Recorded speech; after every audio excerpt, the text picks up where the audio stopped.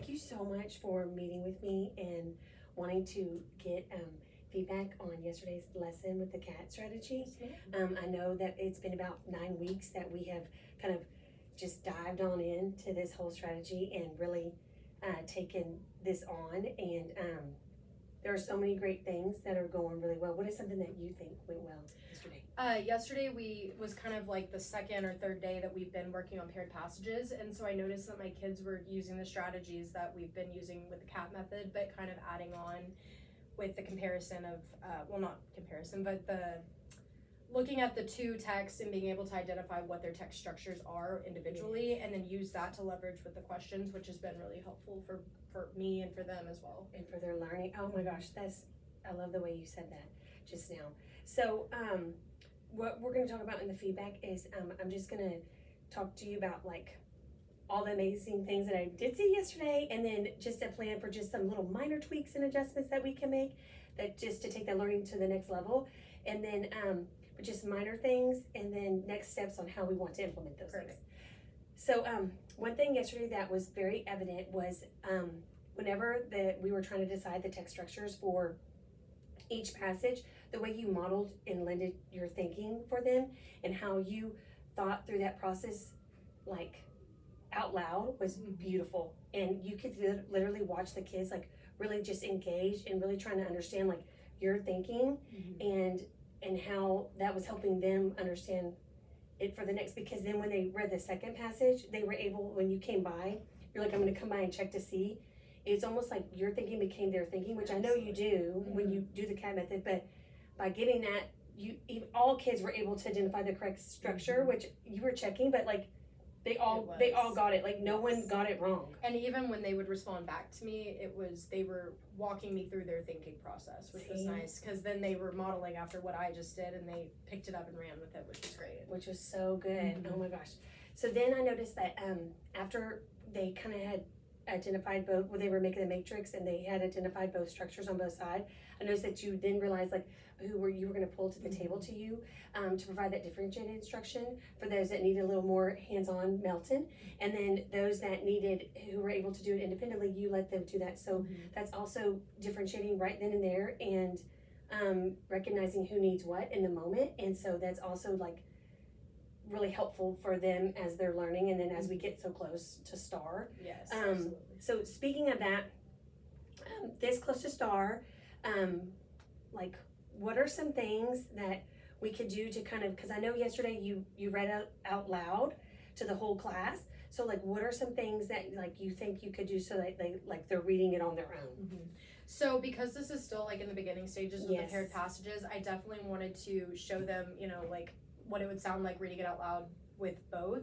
I kind of wanted to read the first passage and then identify the text structure and then let them do the second passage, but I did catch myself reading both of them, mostly for my OA readers, but also just for them to see like how we can read both of these and then identify what the different text structures were. But moving forward, I would like to see them kind of read it on their own and then identify the text structure on their own and me check it and go from there, so that they can. And I know we talked about like the snapshot read.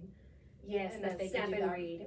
Yes. Okay. So, for the snap and read, that's that extension on their Chromebook, which I know you have, and then iPads where they can just snap and read for those kids who get that OA. So that way, everyone's getting that opportunity, whether they're independent on the STAR or they're getting OA on the STAR. Which I mean, not that everything's about the STAR. That's not what. But no. But we are. We're in STAR season. We have 15 days. Yeah, testing season is upon us. So we're in boot camp. Okay, so that's excellent. So really, I love your plan there. Like you knew that this was the beginning stages of those paired passages, so that's why you decided to do that. That makes total sense. And as you scaffold for their learning. One thing also for yesterday, which it was unintentional, I think I had mentioned that, was that the introduction was just skipped yesterday for the CAT, and that's okay. I just like that. I know that typically you're so good with your introduction, so I think it just was unintentional, maybe because just kind of jumping in. We got kind of a late start yesterday, but usually like whenever we're learning about whatever the paired passage is going to be, I kind of hype it up, do a video, or ask them questions about their own knowledge of the topic. And this time it was about phones, and so everybody knows about phones, and that with the cracked screen, which was so relevant because we're like, wait a minute, like my mom cracked her phone, or I cracked my mom's Yes. phone, the screen. So like, it was really good that both passages were relevant to the kids as well. So just be, the one thing I would say is like, the introduction piece with like Dr. K and Dr. Stack when they've come, just to be, cognizant of remembering that introduction piece, even if it is like a little bit, running behind or whatever, just because we know it doesn't take long. So that's no big deal. But just one thing that we noticed there. And then for the vocabulary piece, one thing with that the kids, which is, I love how they all have their papers and they have everything right in front of them ready to go. And it's all like skeletal.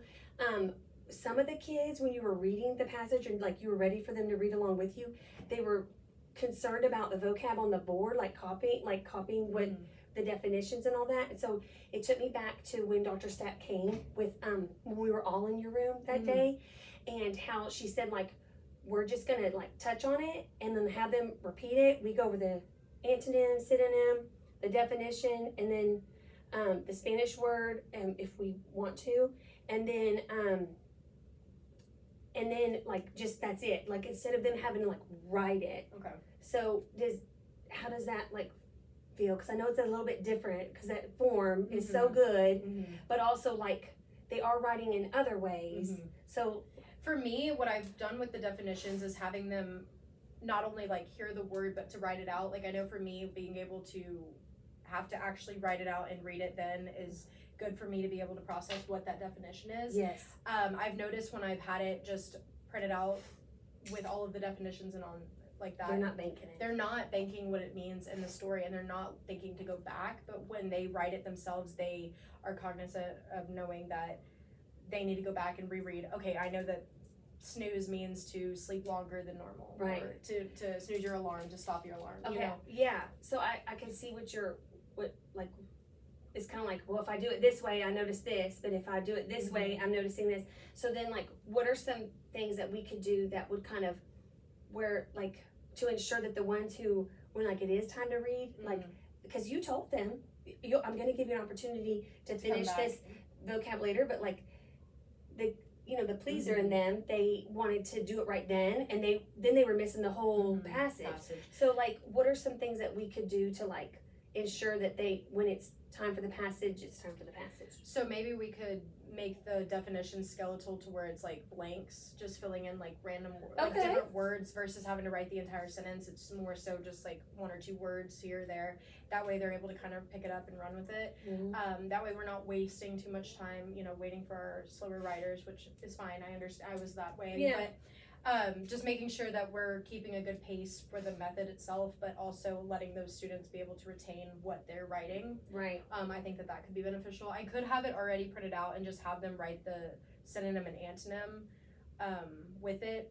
I think that could be a possibility. I've noticed yesterday was kind of a mistake because usually I do have the definition written out, but I didn't have it on there for them. But it was interesting to see just like how much they didn't want to, like they were given all of these opportunities of it already being printed, and when it wasn't, they were just caught off guard. So I also think it's a good opportunity for them to practice their writing in that way, because I mean, once they get to 5th grade, like the rigor is going to get more challenging. And so at this point, since we're at the end of 4th grade, like I'm definitely pushing them to be the good writers, especially when they're in 5th grade as well. Absolutely. So would it be possible to also like just maybe those kids, because it was just a handful, like maybe just like like remember that's later, and then just kind of like, or like whole group say, hey, everyone is showing me that they're point with your finger, we are ready to start here. And then if they're going to independently read it, the time, you know what I mean, like so that they know that like everyone is starting, so that you kind of have that. Because I mean, I love all your ideas about skeletal and the blanks and all those things. I think that that's really, I mean, they're all excellent, good points. But like, I just want it to be like what it's comfortable for you, like what makes most sense for you. Like, because I mean, I think you're right. Like them writing it, that's important, but also like, what's gonna be the best like what's going to be the best for you. Like, is it just a quick like everyone is showing me that they're ready on the passage, and then maybe you're not. Maybe that is the time you're reading it loud, maybe it's not, but then everyone's on the same page. Like, does that feel? I think so, or even having them hold up their papers to show, like, we're on this page, so everyone's aware of what we're doing. And then maybe we can just quietly assure the other ones, like, hey, we're gonna work together at teacher table. Like, yeah, and you're gonna have a chance to follow up later, like, I got you, like, cause I know you're good at that, you're so good at that. Okay, well, that sounds great. Okay, so we got the intro, the vocab, perfect, and then, one awesome thing too is how you taught it, you had them practice it. You taught it, you had them practice it. That was beautiful, especially like with the matrix and how you guided their learning there as well. The other thing that I just didn't get to see the part where y'all did the multiple choice questions. I know this close to start, we're having them be independent with those kind of questions, and then you pull them to the table. So how did it feel with you, like with how long it took? For the questions? No, just like the whole thing. I feel like it's definitely gotten quicker, and it depends on the class. It's kind of like what's going on. Yesterday was 2 passages. Yes, and so, but even with that, like, it really wasn't like a whole like 45-minute lesson. It was more, you know, we sit down, we understand this is what we're doing, and like setting those little timers for them has definitely made them go quicker. You know, I know Dr. K said that if you let them slow you down, they will slow you down. Absolutely. And I've noticed that because even my students that I felt like were taking their time, they're starting to pick up the pace and, you know, start to write with a little bit more, you know, getting in their step. Yeah. Which is good. So I will say, I think it's gotten better. It definitely depends on behaviors and what's going on that day. On a Monday, it was a rough one, you know, it being. Oh, it was beautiful. Thank you. It was really, I mean, they were engaged. They were excited. It was something relevant to them with the both of them. And that's what I'm finding. If it's a relevant topic that they can relate to their own lives, they really pick it up and run with it. And so even those ones that are a little bit more like not relative to their lives, we try to make it interesting for them, and that's what those introductions are. Of, well, have you ever seen this? Oh, well, let me tell you about it. And so it's really helped with the engagement in my class. I've noticed that they just get excited about. How did you feel with the matrix? With, like, I know the first passage we did the main idea after we read both passages. What are your thoughts on that? Like, do you think that we should read the first passage, do the main idea, then the second passage, or do you I mean, because they did fine with reading both and then still differentiating, but like just thinking through that piece as well. I think it would be better to read the passage, identify the main idea, like passage one, identify the text structure, write the main idea of that, and then go to the second one. The only thing with that, I know that on most of the STAR tests that it's not a comparison passage, and so but I also don't want to assume that it's not going to be a comparison passage, and then them only read the first one, think it's problem solution, read the second one, think it's cause and effect, but really they were both, it was like comparison to one another. And so I'm also trying to balance that piece. I think with my second class, the one that you observed, I think that they do well with it if we read both passages and identify. I think with my first class though, having the main idea with one passage, writing it out. Just like slowing it down for those who like offer it either way as a strategy, and then the ones who feel like maybe need more support in that, tell them like, hey, if this gets to you, you're gonna do a main idea on the first one, and then when you scroll down, that's the second one, you're gonna do that's what you're thinking? Yes. Okay. Yes, and really differentiating and just so that they don't get confused, offering both and saying, you know, neither one is wrong, whatever is most comfortable to you, and whatever you feel the most because at the end of the day, it's gotta be what they wanna do anyways. Okay, well, this is excellent, Sydney. Again, thank you so much for allowing me to come in your room. It was beautiful. And then as we think about next steps, really just the vocabulary piece and like thinking through that and how you want that to look. I think you already have a good plan about just maybe having them hold up the page like you said. Hey, everyone's here. Remember, you're gonna get a chance to fill that out. Or like you said, even having them have those blanks. I think that those are all great ideas. And then it would also like keep it even moving faster than it already was moving. So great job. You're so good. Thank you. Thank you. You're awesome. Okay.